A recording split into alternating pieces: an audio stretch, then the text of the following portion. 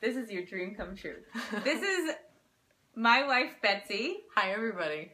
Also known as Kirsch, sometimes. Mm-hmm. Betsy Kirschner. Or Kerschel. Kerschel. I'm Toby. She's my wife. I'm Betsy's wife. I'm so excited. I really had to work hard to convince her to do this for me, so I'm very grateful. There's a lot to say, but mostly I'm going to interview Betsy right now about her coming out story because today is National Coming Out Day. I feel like my pink fingernails with the gold glitter are perfect. They're perfectly celebratory. Right? This is the first time I've seen nail polish on Betsy's nails in the 6.5 years we've been together, and she just did it spontaneously. Maybe it was in celebration of National Coming Out Day. Sort of. Yeah, obviously. Unplanned. LOL. I came out when I was 15, and that was 15 years ago, for those of you counting. And if you can do math, you know Sweetie, you're so nervous. It's okay. It's okay. Sorry, I bonked you in the head. Okay, I came out when I was 15, and I'll turn a little bit to you so you can look at you. So I came out when I was 15, and I thought that it would be easier to tell my mom and my family that I was bisexual, so I went in my mom's bedroom and I said, I have something to tell you. I am bisexual. And a beat went by, and my mom said, well, as long as you're not all the way. And I looked down at my feet, and I knew that I had to try it one more time, because I had always known that something was different, but I knew by that point that I was already a lesbian. And she said, as long as you're not all the way, like all the way gay. As long as you're not all the way. So I immediately left, knowing that I was going to have to come out to her a second time, and this time for real. So several hours went by of contemplation. Did you Sorry come out? About that. Have you yet come out? We need a film crew. Someone send us a film crew. So I film crew. Went calling a film crew. Film crew? Aisle 4. I see them out the window. Just kidding. It's just because you're changing the exposure, my love. Don't. The photographer. Back to the story. Out. Here, the photographer comes out. Come out, photographer.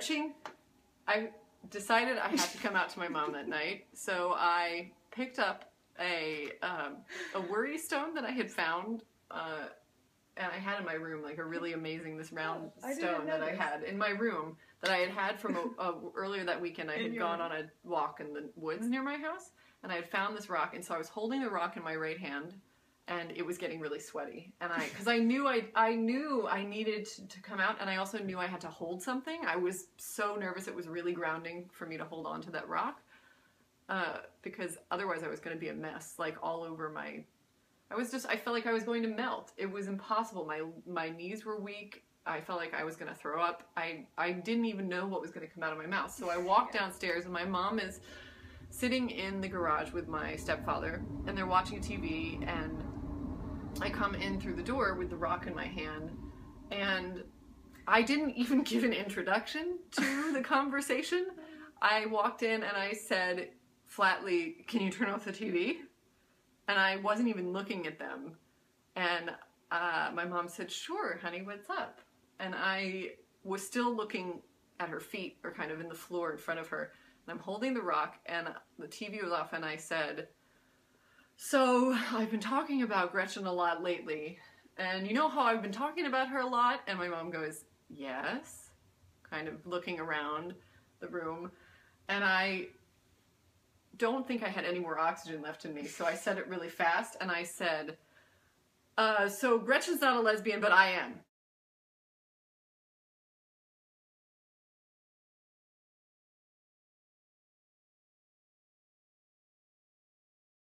My mom looked at me and blinked and took this deep breath and then did this.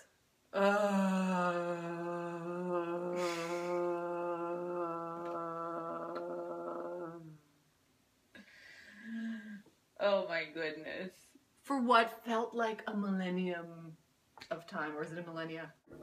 Okay, sorry. Somebody called me. Phone call. Part 2. She took a minute and she said, well, I would love you if you were polka dotted, striped, or if you were gay. And I thought, good try. Thank you. Thank you. Because I immediately loved her for saying that, because I was sort of, I had imagined every possible scenario in my mind that she would say, I hate you, or I don't understand, or this is horrible, or this is, like, I didn't know what to expect, and the reality of the situation was so much different from what my fears in my mind had told me, and my negative self-talk had told me. Like, she gave you a reluctant, I'll accept you even if you're weird. Like, is that what the polka dotted and striped? It was basically like, I would love you no matter what, but she didn't know how to say that in the moment. Yeah. Because it was sort of, I mean, it would be overwhelming for anyone, I think. So, yeah, right. Update on this is since then, she's been amazing and supportive and wonderful. Yeah, for the last 15 years, my mom has been my biggest ally and biggest cheerleader. I guess if you can say she's a cheerleader. But she had different feelings coming up in the moment. It's hard. It's really hard because you have all the expectations and the wondering, but someone else might have some kind of crazy wave of feelings that they're going to have in reaction to what you say, and that is not your stuff to worry about at all. It's not your problem. You do you. Yeah, you do you. The most important thing is that if they respond in a way that makes you feel like you might physically be unsafe, is to remove yourself from the situation. Get out of there. People can say things that are hurtful with words, but when someone's actions go and take it to another level that could be physically, like, threatening to you or anyone else you love, whether you come out with your girlfriend or boyfriend exactly. person, it's just... That's why it's so important to I mean, if you're watching this, maybe you're thinking about coming out, maybe you already have come out, maybe you just found us because you were clicking on cute puppies and kittens, and you're like, what is this video? Looks interesting. Love yourself. I had this vision. Heart. After my mom said that, like, she just immediately started to ask me, like, you know, do you want to go upstairs and have some ice cream? Like, I think she kind of responsively knew that it was difficult for me, even though I wasn't able to say this was so hard, she could tell. So she took me upstairs and we, like, had, like, I think 2 or 3 bowls of ice cream. 2 or 3. 20 or 30. It was, like, I had 2 and she had a third, and we sat and we had ice cream, and then we ended up watching TV together that night, and, like, within a couple weeks, she was asking if she could watch Will and Grace with me, because she would hear me playing it in the other room. That was how you bonded, yeah. Will and Grace, like, really, really helped me, like, feel like that was my first glimpse into a queer community that I didn't know existed. Like, I had until I thought of coming out, I had no idea that there was a queer community. And I think that once I figured that out, it made the coming out, like, something I had to do sooner, because I was so excited to, like, be a part of that, because I thought, oh my God, like, gay people are so funny and articulate and sweet and passionate and, like, kind and generous. And representation of yourself in the media, which was really validating for you. Yeah, and then I saw the L word in you. I had the same with the L word. I loved the L word. I was obsessed. Oh my goodness. Be honest with yourself. Coming out to yourself is a really good first step.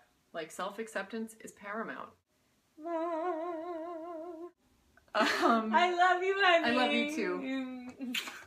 I think the most important thing to remember is just come out wherever you are.